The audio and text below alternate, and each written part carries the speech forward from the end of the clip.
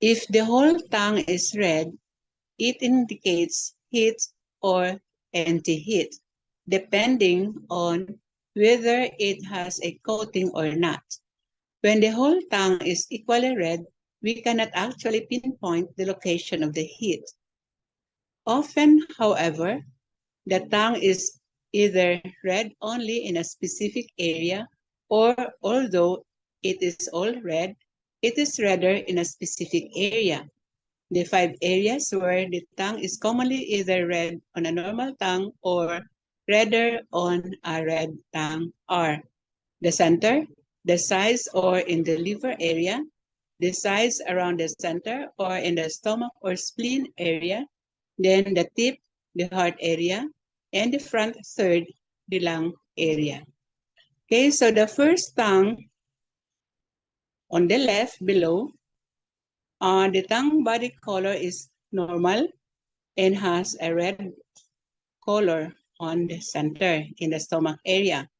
Then the second picture is a red tongue with a redder sides in the liver area.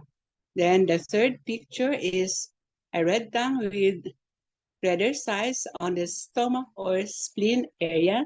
The fourth tongue picture is a red tongue with redder tip in the heart, particularly.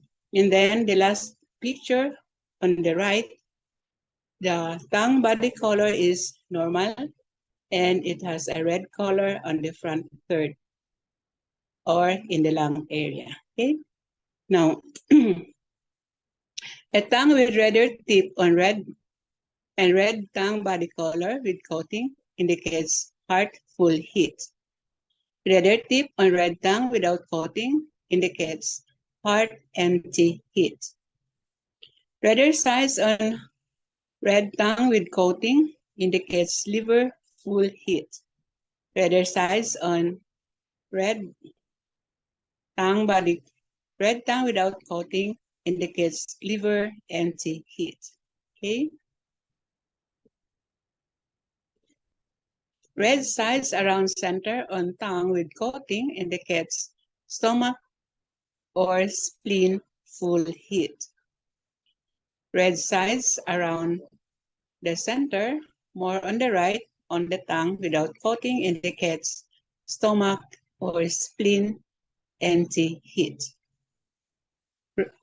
Redder front or in the lung area on the red tongue with coating indicates full heat, lung full heat, and redder front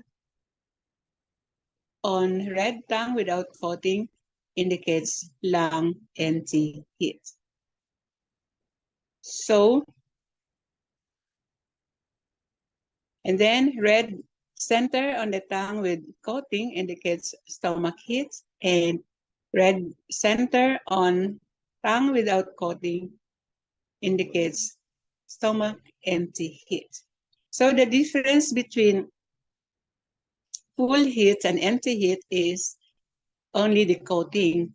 All of them have red tongue body color, but the coating in full heat there is coating. In empty heat there is no coating. Okay. The tongue body color in exterior conditions. In exterior conditions with invasion of external wind, the tongue may not change much if the pathogenic factor is light. In some cases, the tongue coating may change, as we can see below. Then, if the exterior wind is accompanied by wind, like wind heat, the tongue body color may become red on the sides towards the front, the same area as the chest area defined above. This change is more likely to occur in children. Thus, in the beginning stages of invasion of wind heat, the chest area may become slightly red. Instead, this change is likely to occur in children even before symptoms appear. When the redness spreads towards the center, it means that the pathogenic factor has become inferior. Okay?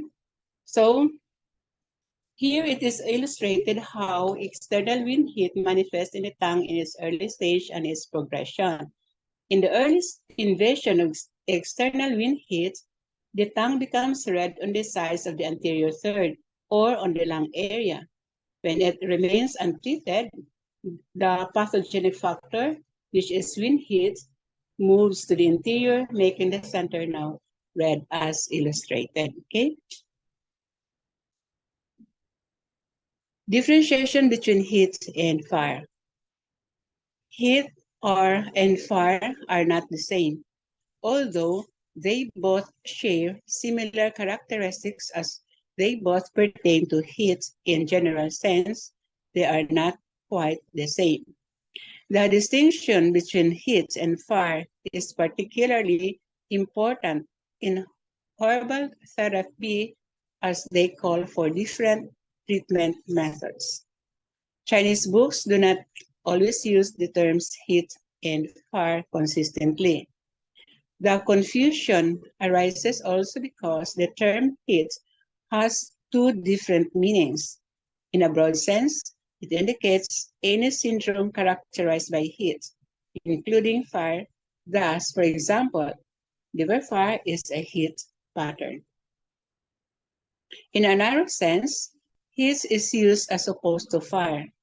This distinction between heat and fire stems from the Yang Ming patterns of the 6 stages in the Xiang Han Lun. Now let's go to yin deficiency and empty heat on the tongue. The tongue shows conditions of yin deficiency and empty heat clearly.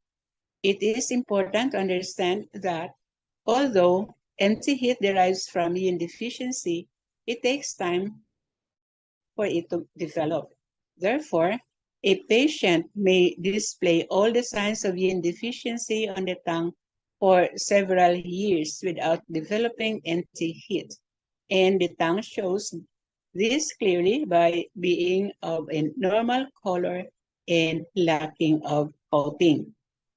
A tongue without coating indicates yin deficiency first and foremost of the stomach. In addition, it may also indicate yin deficiency of the kidneys, liver, or heart.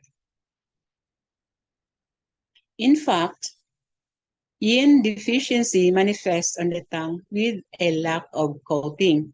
Therefore, a tongue without coating but of a normal body color indicates yin deficiency without empty heat. So take note of this. As yin deficiency aggravates with time, empty heat may develop, and this turns the tongue red. Therefore, empty heat on the tongue is manifested by a red body color together with the absence of coating. One often hears that in yin deficiency, the tongue is red, a statement that is tempting to make since in yang deficiency, the tongue is pale. This is not so. Please bear in mind that in yin deficiency, the tongue lacks a coating and has a normal color. In empty heat, the tongue lacks a coating and its body is red. Okay? And yin deficiency take a longer time to progress to yin deficiency with empty heat. And again, a tongue which has a normal color without coating, that is yin deficiency, and a red tongue without coating indicates empty heat. Thank you so much for listening.